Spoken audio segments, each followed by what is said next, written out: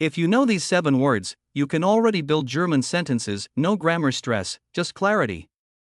This is Module 2 of the German A1 crash course by Quick German. Ich, du, er, sie, es, wir, ihr, sie. Ich means I.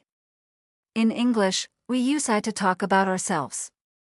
In German, we say ich. Du means you when talking to one person informally. In German, we say du. Er means he. In English, we use he for a male person. In German, we say er. Sie can mean she or they. The sound is the same. The meaning comes from the sentence.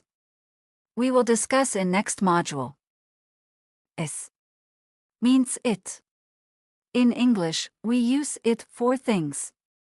In German, we say es. Wir means we.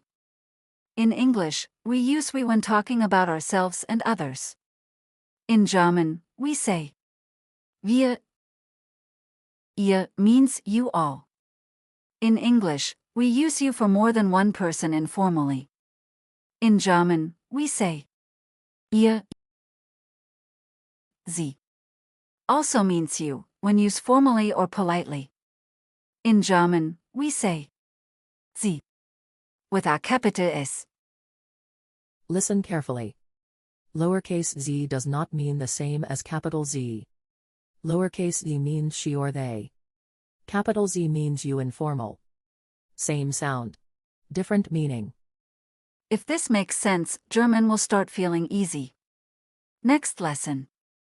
Ich bin.